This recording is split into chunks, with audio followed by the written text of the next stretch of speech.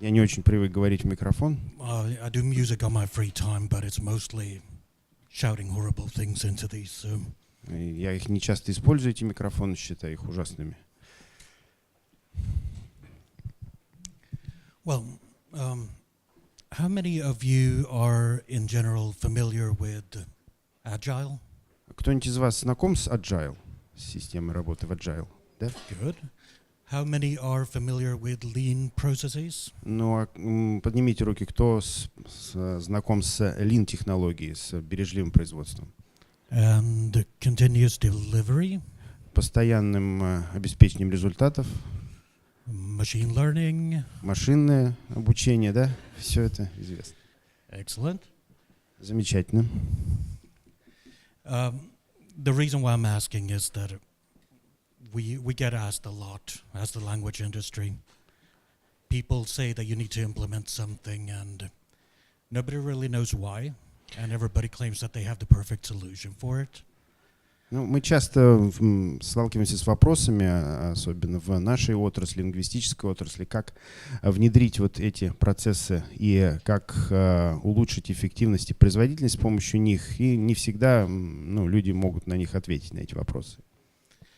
So, to follow up with a secondary question, how many of you believe that your company is unique when it comes to processes? И еще один вопрос. Как вы считаете, вот в плане процессов, кто считает, что он уникален? So most of you would take something that somebody tells you and implement it as it is? Кто-то из вас может внедрить что-то, что ему говорят, вот как оно есть, так и нужно его внедрять? Impressive. Да, впечатляет.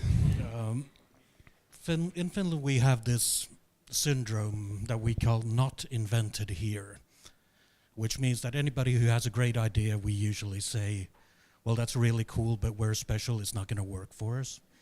Ну и в Финляндии у нас тоже часто применяется вот такое понятие, как герои не для изобретений. То есть если кто-то что-то предлагает, мы говорим, да, это классная идея, конечно, но в нашей отрасли это не будет работать.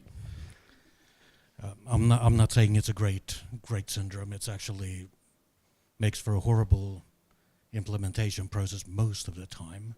Ну, я не скажу, что это хороший подход, и, наверное, в большинстве случаев это приводит к ужасным результатам. But occasionally it does bring, well, it deconstructs things, and you are forced to think about them from your point of view. What do you actually want? Ну, здесь нужно задуматься с вашей точки зрения, конечно, конкретно, что вы хотите добиться, чтобы не наломать дров, как говорится. So, before I continue any further, just in order to simplify things, one, I'm going to be talking about quality, and I'm sure we have 70 different opinions on what quality is in the room. So, I ripped this off somewhere, I can't remember where. But it's a very, very simple definition. Сначала, прежде чем перейти уже к основной части доклада, давайте определимся, о чем мы будем вообще говорить. Ну, в первую очередь, конечно, о качестве. Я понимаю, что качество каждый понимает в этой аудитории по-своему, есть миллионы разных мнений на этот счет. Ну, где-то здесь в презентации встретится и официальное определение этого термина. Okay. So, at its most simple, and what we're going to stick to today is quality means that whatever you do works. It's good for the purpose. И самое простое, наверное, определение качества это в вашей работе то, что должно работать. И это, наверное, правильно. И это должно соответствовать своему практическому назначению. So we're not looking at quality from the point of view that people will absolutely become fans of your product or your translations, and people will not go home excited about having read something that your company has translated. Quality in this sense is that you're producing something that is as good as the original, produces similar results as the original.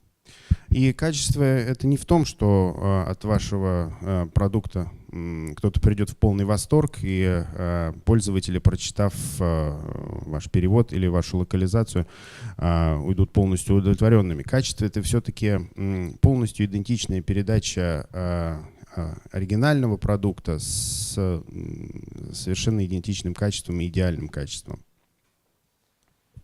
Second thing that we're going to be talking about is efficiency. Once again, my guess would be we have a similar amount of opinions about what efficiency is. Далее мы поговорим об эффективности. Здесь тоже нужно сказать, что очень много различных мнений и точек зрения на этот счет есть. So basically, if you look at efficiency, it's how much out of the energy you put in actually produces something and doesn't get wasted as excess heat. Or in the case of localization, excess work, excess worrying, you name it. Ну, с формальной точки зрения эффективность означает отношение вложенной энергии в какой-то процесс к полученному результату. Ну, в области локализации это, конечно, наш труд, который затрачен на локализацию каких-то продуктов, и принес ли он эффективный результат или нет. Вот как это можно определить. And the last concept that I'll define is repeatability. Quite a lot of time when you say that something is repeatable, people are expecting that it will always produce the same result. It's always the same result depending on the circumstances, so you are mostly doing the same thing when you put the same things in. И воспроизводимость, третий основной термин, о котором мы поговорим. Ну, когда говорят о воспроизводимости, ожидают, что результаты будут получаться каждый раз аналогичные, идентичные. Ну, это, конечно, все зависит от обстоятельств и от ожиданий пользователей. So, okay, to go back a little bit, there on the left side we have a bunch of buzzwords that get thrown on my table every once in a while. Слева здесь показано несколько элементов, с которыми мы сталкиваемся в своей работе часто. So yes, agile, continuous delivery, DevOps, as a service mindset. These are completely random. These come from whichever part of the company decides to pretend that they're leading the company at the time. Ну, вот эти элементы присущи тем направлениям в компании, которые считают себя лидирующими в какой-то момент времени и в каком-то из проектов. Ну, здесь перечислены, вот, как мы уже говорили, agile технологии, технологии lean production, lean производства, сочетание разработок и операционной деятельности, также мышление с точки зрения предоставления каких-то элементов в качестве сервисов, ну и так далее. What we're quite often faced with, and what I'm faced with, is basically that somebody gives me a new buzzword and says, you guys need to do this, and I'm trying to figure out how on earth does this have anything to do with language?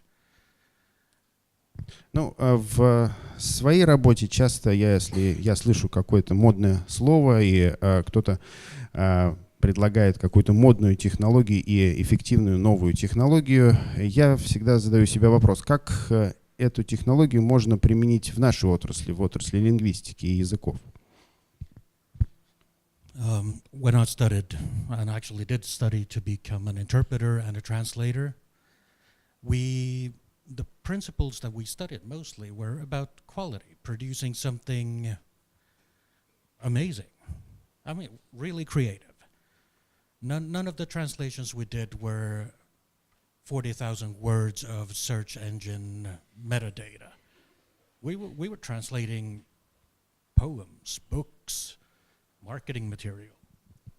Ну, я сам учился на переводчика, и когда изучал эту науку. Ну, главное, на что был сделан основной акцент, это, конечно, на качестве. Но на качестве не таком, что как бы конкретное количество слов должно быть трансформировано в какое-то конкретное количество слов на другом языке. А все-таки здесь основной акцент был сделан на понимании тех посылов, которые мы переводили. Мы много переводили маркетинговых вещей, и там вот этот подход был особенно важен.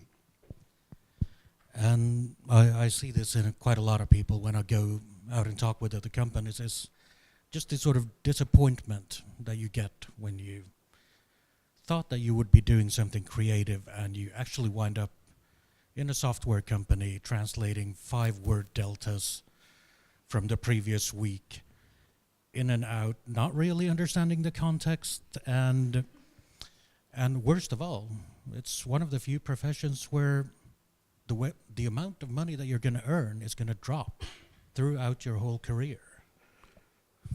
И вот с таким подходом, конечно, сложно здесь говорить о креативном каком-то действии, потому что в некоторых компаниях, в IT-компаниях, которые исчисляют качество своей работы в количестве переведенных дельта-фраз или дельта-слов, на которые увеличился за неделю словарный запас в каком-то продукте. И тут нужно понимать, что многие исчисляют это не только качеством, но и креативным подходом, на который нужно обращать внимание. So quite often what we have as a challenge is we would love to do something special with the skills that we have studied. Нам во многих проектах хочется сделать чего-то особенное, применив те навыки и знания, которые у нас есть. And what our customers, especially within companies, would want to know is how are we doing numerically? Numerically. А клиенты, наоборот, и заказчики нашей работы, они хотят это все обратить в цифру и посчитать, как это в цифровом выражении можно сделать. So that is what we're going to be talking about a little bit. Давайте об этом немного поговорим подробнее. The mandatory corny quote. Обязательная во всех презентациях фраза, обязательная цитата. But actually, I'm a big fan of the quote. Но мне этот цитат очень нравится, на самом деле. It makes sense on so many different levels. It actually describes quite well your average agile incremental process. И она очень хорошо описывает средний подход к реализации технологии Agile. So start by doing what's necessary, then do what's possible, and suddenly you're doing the impossible. Фраза звучит так. Начинай делать, что необходимо, затем делай, что возможно, и внезапно ты будешь делать то, что невозможно. So if we look at the concept of agile, lean, continuous delivery, and some of the other, I don't know if you have the concept of bullshit bingo here. Bullshit bingo. But yes, some of the other bullshit bingo words. Если рассматривать вот все эти умные слова, которые начинаются с agile, lean process, постоянное исполнение и заканчиваются всякими другими непечатными выражениями, которые наверняка и вы используете в своей работе. So if we think of what is actually necessary, what is the bare minimum that we need to implement out of agile, lean, and continuous delivery, they're actually really, really simple things. И тут, конечно, во всех этих направлениях, если быть серьезным, есть какой-то обязательный набор тех результатов, которые необходимы достичь в каждом процессе. И они, конечно, понятны. Agile processes were originally developed in order for the customer to get what they want. Процессы Agile изначально разрабатывались с целью, чтобы понять, что хочет клиент, что хочет заказчик. And this happens by us showing our customers regularly what we're doing and asking, is this good enough for you? И этот процесс позволял демонстрировать клиенту на каждом этапе, что мы конкретно делаем, как мы это делаем, и задавать вопрос клиенту, достаточно ли мы делаем для того, чтобы добиться результата. It's really not any more complicated than that. И это больше совсем не сложно. You don't need a burn down chart. You don't need a 15-minute stand-up. You don't need any of the process parts in order to actually get started. И теперь уже не нужно всех вот этих диаграмм, не нужно 15-минутной каждодневного инструктажа, этого ничего не нужно. And at the most simple, you ask your customer, what is it that you actually do? И вы приходите к клиенту и задаете вопрос, это вот действительно то, что вы хотели бы, чем мы занимаемся? What is it that you produce that actually produces business value? Это то действительно, что создает ценность для бизнеса. And then you say, well, we can help you with that. Or how can we help you with И that? после того, как мы отвечаем на эти вопросы, мы говорим клиенту, что мы можем помочь вам добиться поставленной задачи. Continuous delivery, same thing. There's a million implementations out there. People will say that they have a system that you can buy. It'll cost you $100,000. You'll need a couple of consultants, and it'll be off running. And everybody says that it will save you.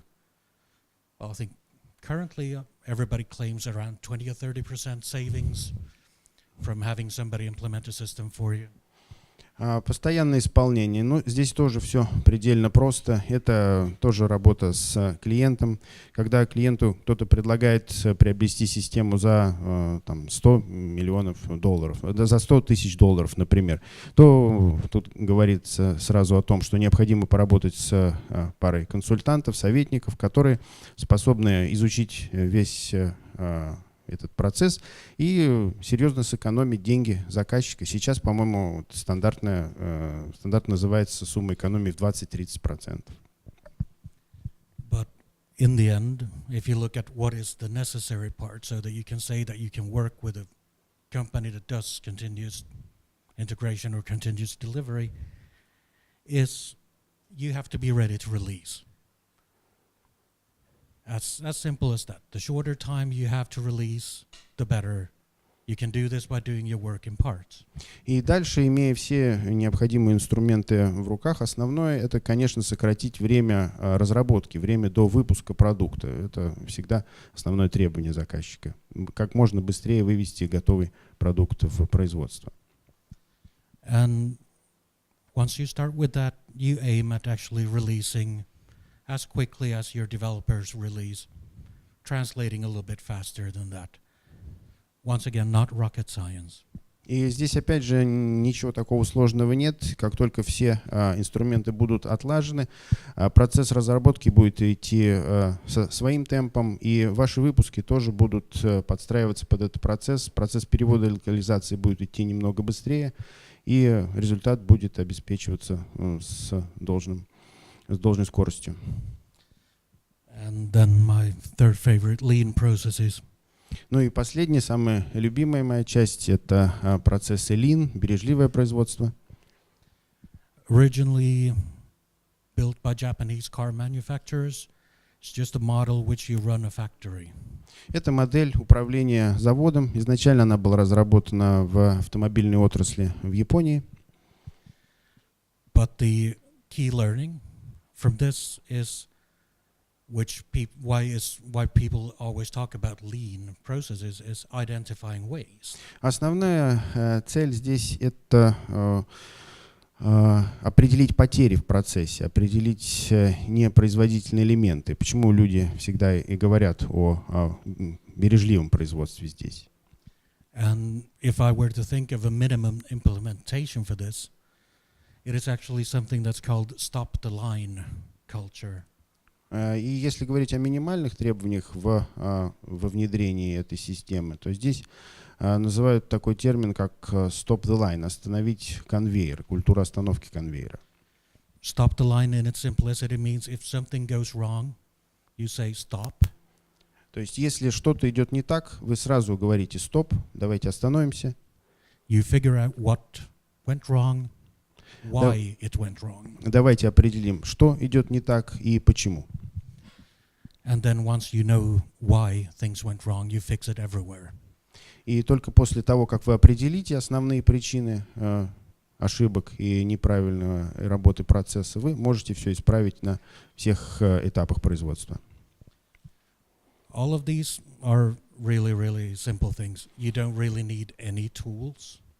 Все это очень простые вещи, никаких особых инструментов не требуется здесь. But they will give you sort of peace of mind, and they will give you an opportunity to actually grow into the processes fully. Но эти элементы дадут вам возможность понимания ваших процессов и возможности как бы врастания в них. Second steps for all of these. This is where it gets a little bit more technical as opposed to philosophical, I guess. Далее, следующий этап уже более технический этап, менее философский, чем был первый. So with Agile, once you know what your customer wants and what their business value is, Agile processes still don't really apply to linguistics or translation. Далее, в процессе Agile, когда вы уже изучили все требования и пожелания заказчика, опять же, сложно привязать Agile пока к лингвистике. At its best, Agile can be used to develop your own products and services within the language group. That is a great exercise. Agile поможет вам разрабатывать ваши продукты и инструменты в лингвистической группе, в языковой группе. Это там хороший инструмент. How many use burn-down charts? Кто из вас использует парадигмы? Схемы парадигмы? Then I'm not going to go into a long explanation of why that's a bad idea. Парето, да? In that case, we're going to skip it. The word. Тогда давайте пропустим пока этот элемент, если что, потом вернемся к нему. Secondary step, if we look at the continuous delivery stuff. Дальше, если смотреть на непрерывную работу, непрерывное обеспечение процессов. And this is where it actually gets interesting, is that in order to move on from the let's do things quickly and release quickly, you need to start building a learning organization. Для того, чтобы добиться быстрой работы и постоянного обеспечения результатов, необходимо перейти к обучающей организации, обучающей работе организации. For instance, in our case, we send out about 15,000-16,000 translation requests per year. Сейчас у нас сколько в обработке в год запросов на перевод? Там 15 тысяч, 16 тысяч, сколько? Okay. And once you have that sort of volume and speed, then you have insane opportunities to actually learn something. При таких огромных объемах и таких высоких скоростях, конечно, совсем не остается времени на обучение. And for us, one of the key things, and this is where automation comes in, is that once we find something in one of those 16,000 requests that goes wrong. И здесь основной момент, конечно, уже лежит в области автоматизации. Если мы выявляем какие-то ошибки в вот этих 16 тысячах запросах или что-то интересное мы выявляем в них, then we usually automate a fix for all of the rest of it. So all the 15,999 requests will have the same fix, or at least will be checked for the same fix. Мы должны выявить вот какую-то ошибку и исправить ее, и потом применить автоматизацию для того, чтобы далее во всех остальных 15 999 запросах эта ошибка исправлялась автоматически. And of course, once you start on the road of automating fixes, then the second thing that we did was start automating anything that's manual work. Ну и так как мы начали с автоматической обработки и исправления ошибок, конечно, далее мы переходим вообще к автоматизации всего процесса работы. Personally, I know that for me, the things that keep me awake at night, when it comes to work, Ну, я сам вообще понимаю, что меня не дает мне спать, когда я думаю о работе. that's usually stuff that I did manually and wasn't really sure if I did it right. То есть это то, когда я перестал делать что-то вручную, стал делать автоматически, и я думаю всегда, правильно ли это делается теперь. So, in essence, automation makes things quicker, but it also lets you forget about things. You can be sure that the automation produces a repeatable result unless you messed up somewhere else. Но если автоматические системы применены должным образом, то, конечно, они делают жизнь легче. Понятно, они позволяют вам забыть о ручном труде и уже на уровне автоматизации результаты являются повторяющимися, воспроизводимыми, и весь процесс проходит безупречно. Now, of course, why is my peace of mind important in any kind of way? Is sort of a truth is, if I have peace of mind and I don't have to worry about manual tasks, then I can do what I was trained to do and what I know best. Ну и, конечно, почему важно вот думать всегда о том, какой вклад именно ваш в работу. Когда вы выполняете работу вручную, вы применяете сами свои навыки и свои знания, которыми вы обучились, и можете быть уверенными за результаты своего труда.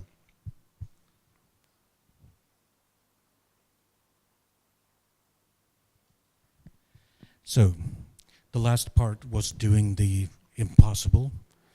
Следующая часть, последняя часть, это уже касается производства чего-то невозможного. I refuse to believe that anything is impossible, so this is still stuff that is possible. Но все-таки давайте считать, что это невозможное будет возможным для нас. Не будем называть это невозможным. But anyway, and this is for those of you who actually are further along with Agile and continuous delivery and lean. This is basically a collection of ideas that we've done that if we can do it, you guys can probably do it as well. So some of them might be useful, some of them not so much. Ну, вот здесь на этом слайде показан набор тех вещей, которые, наверное, будут полезны тем, кто будет и дальше внедрять у себя вот эти новые технологии Agile, Lean и Continuous Delivery. Мы смогли в нашей компании попытаться вот это внедрить, и у нас получилось, я думаю, это должно получиться и у вас. So, for instance, localization today is not a part of any development team.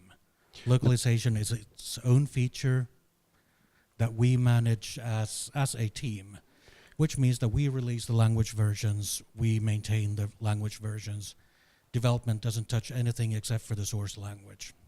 Ну вот, например, если говорить о локализации, как работает локализация в компании сегодня. Сегодня это уже не часть отдела разработки, это отдельная команда локализации, которая работает над языковым сопровождением продукта, выпускает языковую версию, поддерживает ее полностью как собственный продукт и работает совершенно в рамках своей команды.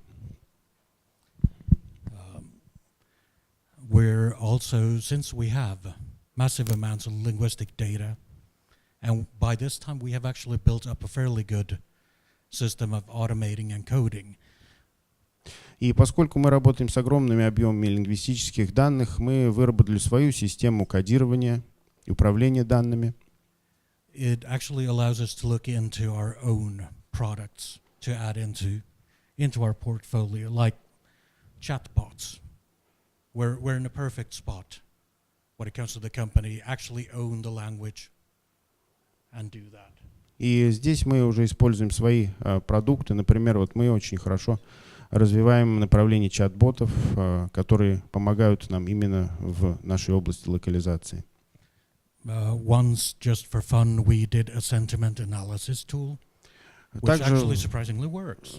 Нам было интересно поработать с системой оценки тональности высказываний, и мы создали свой инструмент в этой области, и это было интересно. And because we've actually, think more about language sort of and try to incrementally come up with new services, we've slowly started dabbling into linguistic forensics. So actually analyzing content from, let's say, ransom letters would be a good example. So when you actually get that, you can start identifying which part of the world they come from. Ну и так как мы постоянно развиваемся, постоянно предлагаем новые продукты, новые услуги в области локализации, мы погрузились в тему лингвистической криминалистики, если можно так ее назвать. То есть мы, здесь хорошим примером будет, наверное, письма с требованием выкупа. Мы изучали их и уже по самой культуре написания таких писем могли определить, из какой части света они поступали. So these, obviously, there are services that we're building slowly with agile methodologies, so that we start off small, go around asking people, is this what you want? Is it useful? And when we have time, we actually continue developing it. Ну, вот этот процесс, наверное, шел медленнее всего в рамках всей системы Agile, поскольку мы общались с заказчиком, спрашивали у него его мнение, действительно ли это то, что ему нужно, и затем постепенно, когда у нас было время, занимались дальнейшим развитием этого направления. On the sort of more automation and continuous delivery side, these are things that will allow us actually to put more effort into the agile things.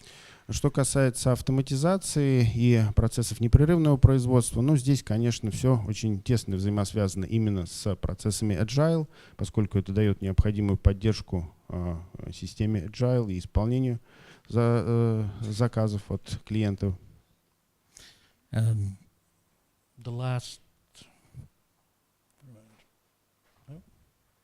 If you look at the last bullet on the left side, I call bullshit bingo on that one. Вот как раз левый пункт, последний пункт слева, тот из разряда всякой ерунды, как если правильно назвать. But it is genuinely things that we do because. Но тем не менее мы этим занимаемся тоже, приходится. Because it's kind of occasionally, as a linguist, it's fun to take the bullshit bingo and make it real. Поскольку иногда вот в нашей отрасли, в отрасли лингвистики и локализации, интересно заняться какой-нибудь ерундой, чтобы посмотреть, как ее внедрить на практике. Это просто интересно. But we are looking into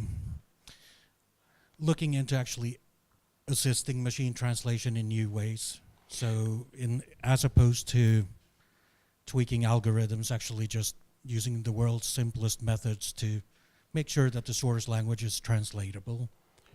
Мы пытаемся работать с машинным переводом, пытаемся как-то внедрить его в локализацию, поддержать вот это направление более эффективно. And looking into things like actually reusing the massive amount of data that we have when somebody's writing something already. Мы пытаемся использовать уже те написанные объемы данных для исполнения каких-то новых задач. And this would be slightly smarter than your average translation memory in the sense that we're automating ways of putting in metadata. So we're building in a couple of new layers of context into it. Здесь мы пытаемся создать несколько новых уровней контекста поверх уже тех устоявшихся алгоритмов действия машинной памяти и машинного перевода. And then, of course, we're looking at the possibility of actually having our scripts go through code and try to guess how we would link that to existing documentation content pretty much in the same way as a translation memory would work. So you never know, you might get 80% of your documentation by just feeding in the code and seeing what the engine comes up Мы with. пытаемся загрузить в код объемы документации, которая уже была локализована. Пытаемся подключить сюда алгоритмы памяти переводчика, переводческой памяти, и таким образом добиться новых результатов в этой сфере. The thing that I'm maybe most excited about myself would be the lean part. Ну, опять же, перехожу к моей любимой части, к части Lean Production, Lean производства. And this is something that I talk about quite a lot. Об этом говорят очень много. We've moved away from per word pricing on translation to hourly pricing, for instance. Мы перешли, например, от ценообразования по количеству выполненной работы к ценообразованию по часовой The работе. idea behind this is that we're actually trying to move the translator away from a factory mindset where a word equals anything from 10 to 15 to 20 cents. Мы пытаемся вот уйти дальше от того понимания для каждого переводчика, когда каждое слово для него стоило там какое-то количество центов, 10, 15, 20. And more into the model of you're our trusted expert, we're going to buy your time, you do what you do best. И мы пытаемся перейти к модели, когда мы говорим переводчику: вы специалист в переводе, мы покупаем ваше время как высококачественного специалиста, а вы выполняете свою работу для нас. And same thing with challenging the translators in new ways, where we're looking at, we've used innovation days before with our translators, so actually buying a day of their time and saying, do something that we haven't done for you that you need. Most people have written style guides or terminology lists. И вот переходя к этой модели уже оплаты труда переводчика по времени его как специалиста в данной сфере, это помогало нам стимулировать написание ими каких-то методических материалов, глоссариев и баз переводческих. But we have also used our translators for validating product concepts on their sort of innovation allocations, just giving them multiple versions of a product and say, which one do you like best, which one resonates with your culture. Мы также использовали знания переводчиков и их квалификацию в оценке и выборе между различными версиями выпускаемых нами новых продуктов. Мы предлагали на суд лингвистических специалистов несколько вариантов и спрашивали их, какой из вариантов нравится вам больше с точки зрения вашей культуры, вашего опыта и вашей квалификации. And then, of course, the big question is, how does automation have anything to do with this? But it actually does. Ну и самый большой вопрос, как с этим связана вообще автоматизация? Ну и действительно она с этим связана, нужно сказать. Automation allows us to correct sort of stupid mistakes that happen to anybody. Автоматизация помогает нам исправить глупые ошибки, которые были допущены кем-то. And actually allow our translators to take more ownership of the language and just say, listen, do your best. We'll fix the small stuff. Don't worry about that. And if things go wrong, we'll handle it. И помогает переводчику как более креативно, более творчески работать именно с языком. Мы можем сказать переводчику в этом отношении: не обращай внимания на детали, какие-то маленькие ошибки, небольшие погрешности мы можем исправить, мы можем выловить. Но в этом случае переводчик может работать с языком более свободно и комфортно.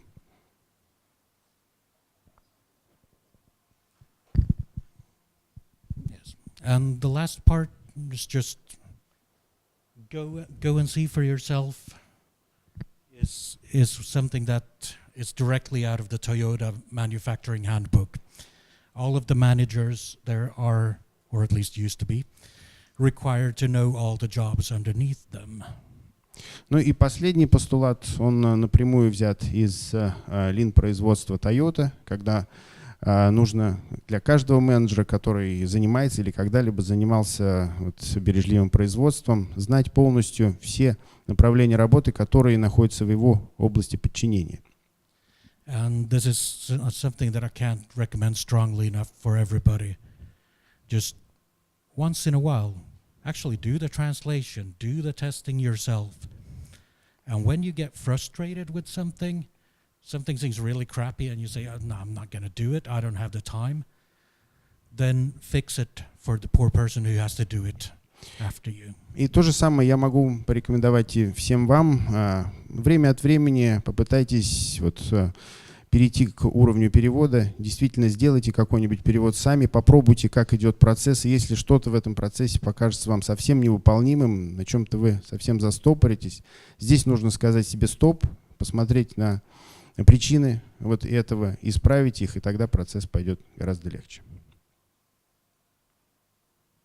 And that's it. For my part, we actually agreed that if anybody has in-detail questions or something, feel free to grab both of us and we can use a little bit of time and actually go over individual cases as well and just give ideas on what could work and what could be automatable. And на этом основная часть презентации закончена, но по договоренности мы решили, что если у кого-либо из вас есть вопросы, вы хотите обсудить что-то подробно, вы можете нас взять вдвоем, отвезти в зону для кофе и там помучить. Мы вам все расскажем. But we'll take questions now as well. Спасибо. Но сейчас вопросы Коллеги. тоже.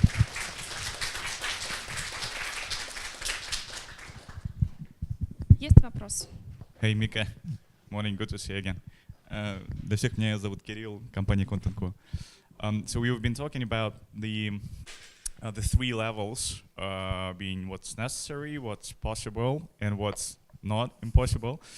And what I thought about is something called the localization maturity model. It's made popular by Common Sense Advisory. I'm not sure if you're aware of that.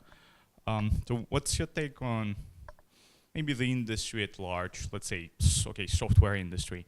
So looking at your model, at the maturity model, where would you say most software companies are now, to which of the levels, and how fast do you see the overall shift to the next maturity level actually happening? So you guys are probably at the forefront, but what about the rest? What's your take on that? Вопрос был по поводу модели развития, да, модели. Я могу сам перевести на русский. Да, Мика говорил про то, что существует три уровня эволюции локализационной функции в организации. Есть еще похожая на это популярная модель от организации Common Sense Advisory, которая называется Localization Maturity Model. Это такая модель взрослости переводческой функции в организации. Там 5 уровней, у Мики 3. И я спрашивал Мику о том, где, по его мнению, находится сейчас индустрия разработки ПО, софтверная индустрия, то есть F-Secure, явно на одном из верхних уровней, а где среднее значение и как быстро будет происходить переход на следующий уровень эволюции в управлении переводом для софтверной индустрии, для индустрии ПО. That is actually a genuinely really good question. What it comes to these concepts, I honestly haven't heard that many companies who've bothered to think why they do what they do. Ну, на самом деле это очень сейчас хороший и важный вопрос, но я не слышал о многих компаниях, которые задумывались над тем, как они это сейчас делают и что им делать вообще в этом направлении. I bump into companies regularly that really produce things fast. Я действительно вижу, что очень многие компании очень быстро производят сейчас продукт. And theoretically have excellent quality if you measure on a scale from 1 to 100. И если теоретически померить вот это качество по шкале от единицы до сотни, то результат будет очень хороший. But when it comes to actually, if we think about implementing new thinking, there's very few localization departments that actually bother to deconstruct what Agile is about or what Lean is about. They're basically just following what development says that you need to do. Но что касается внедрения нового мышления, здесь ситуация обстоит не лучшим образом, скажем так. Компании работают хорошо, быстро, они внедряют то, что им говорят внедрять, но не задумываются о том, как вот это развить в направлении нового мышления. And if you're following somebody else's tempo, somebody else's instructions that come from somebody who doesn't necessarily know what you're doing, then if we looked at the definition of efficiency, we're doing a lot of motion, but we're just producing a lot of heat. We're not really doing what we should be doing as translators or translation managers. И если действовать по такой модели, когда вам кто-то дает инструкции о том, что делать, что внедрять, и вы следуете этим инструкциям, следуете заданному темпу, но в результате, если посмотреть вот на эффективность, о чем мы говорили, то получится, что мы создаем очень много движений, создаем много тепловой энергии, а практической отдачи мало от этого. Yeah, thanks for that. So I just want to finish up with a quote from a Finnish guy I met a couple of weeks ago. His name is Pasi Savola. He works in a company called Danfoss Drives, and he's their head of user documentation and localization as well. He was talking about a continuous delivery for documentation specifically, and I remember one thing that he said, and I think it's very much on the spot. Yes, we do want continuous delivery, but we don't want continuous delivery of crap. So here's hoping that the stuff that you shared today, Mika, will actually help more companies in this room actually start thinking, start questioning the why do we do the things that we do, or why do we have to do the things we're told to, and well, through talks like that, through sharing this insight that you brought here, maybe it will help more companies in the software industry actually get to where I believe they need to be. Thanks. I am not claiming that we're fully there. But then again, that's the beauty. That's another thing about the whole agile mindset, is that you're going there slowly. Sometimes you go in the wrong direction, and then you back up and say, whoops. You fail, but you have a plan B. You know how to roll back and try again. The worst part is not trying. Ну, я тоже не хочу сказать, что и у нас все идеально, и что и мы идем часто мы часто идем, точнее сказать, в неправильном направлении, когда используем agile. Мы идем там постепенно, пошагово, но и на каком-то этапе мы понимаем, что мы идем не туда, но в этом-то и вся прелесть этой системы, что мы можем сказать себе: ой, идем не туда, пошли обратно. В этом случае у нас есть план Б, который мы применяем. Коллеги, есть еще вопрос?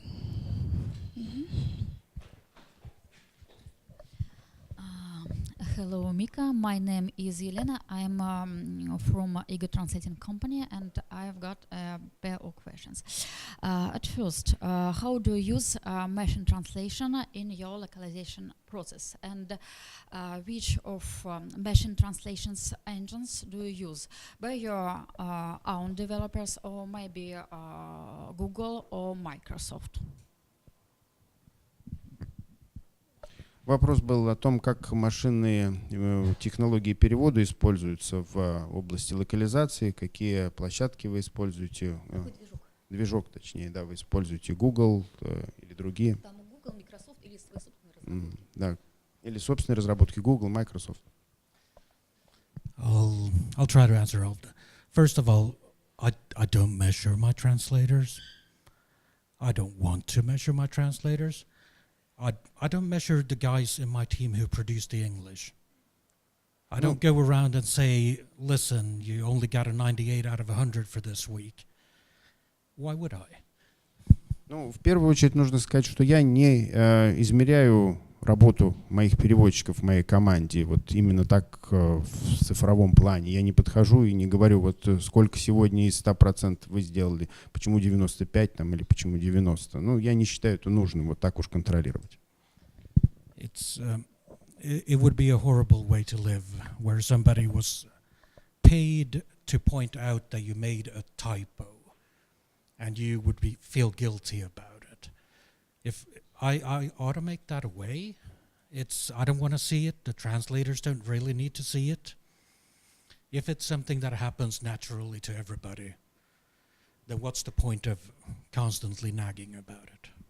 И я не считаю, что нужно вводить именно такую практику, когда каждый будет считать себя виноватым, если он сделал какую-то опечатку или небольшую ошибку. И я не считаю, что за этим должны следить переводчики в компании. Это нужно отдавать на откуп средствам автоматизации. But we do actually measure how much customer feedback we get, how many bugs get submitted regarding a language. Но мы измеряем это с другой стороны. Мы измеряем именно обратную связь, полученную нами от заказчика. Мы смотрим, сколько было заявок на выявленные баги в программе, и вот с этой стороны измеряем нашу эффективность. And when it comes to that, I don't know if any of you use Six Sigma. Я не знаю, вы используете принцип 6 сигм? But we're around 5.5 when it comes to localization. So that means there's like 1 error per 1,000 opportunities. Но у нас показатель в этом отношении где-то 5,5. Где-то одна ошибка на 1000 документов, на 1000 возможностей, на 1000 возможностей. So theoretically, let's put it in practice. My math is lousy.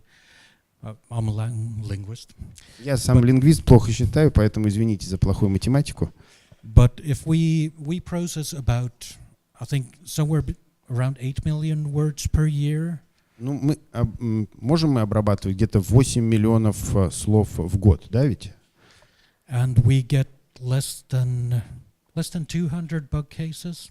И меньше 200 багов на это количество было. So yeah, we can play the numbers game on how many opportunities and how many errors, but truth be told, once you start automating away the stupid errors, there's not really that much to worry about. Можно долго считать вот по-разному такую вот математику, приводить статистику, но как только мы начинаем автоматизировать процесс выявления и исправления небольших ошибок, то в целом получается ситуация совсем неплохая и беспокоиться особенно не о чем. One thing that I do measure is my translator happiness. Единственное, что я измеряю, это уровень счастья моих переводчиков. No, we send out a questionnaire every week. Каждую неделю мы отправляем анкету. And we want to know whether the translator was proud of what they did and whether they had all the tools that they needed. И мы хотим таким образом выяснить, гордятся ли переводчики результатами своей работы и имеют ли они все необходимые инструменты для работы. And sort of any changes in this graph are actually more important to me regarding productivity or quality than an individual person saying, well, this was not very good. И в этом отношении вот изменения в результатах этого опроса для меня гораздо важнее в целом, чем вот знать, что кто-то, какой-то индивидуум сделал то или иное количество ошибок. Then the machine translation question, right? Это было к вопросу о машинном переводе, да? Yes, thanks a lot. But can you tell a little bit about maybe CAT tools and other tools that your workers use in a localization process? Вы можете больше рассказать нам о инструментах, которые вы именно в рабочем процессе у себя используете? Currently, we're using Alchemy Catalyst because that's free for the translators. Сейчас мы используем Alchemy Catalyst, который сейчас бесплатно предоставляется для работы переводчиком. And it supports automation. Он поддерживает автоматизацию. But we're moving towards the direction where we're not really going to be using any tools. Но постепенно мы переходим к тому состоянию, когда мы не будем использовать инструменты. The idea is that, of course, we'll have internal automation. Everybody codes with Python. Конечно, у нас есть внутренние инструменты кодировки, все работают на питоне. But in an ideal world, your translator should be able to say, I love using this tool, I'll use it for this. Но project. в идеальном мире должна быть такая ситуация, когда переводчик говорит, вот для этого проекта мне нравится этот инструмент, и я его буду здесь использовать. So yeah, if I were to say the main tool that we use, it would be Python. Ну и тогда, наверное, на ваш вопрос ответ — это Python, вот из основных инструментов, которые мы используем.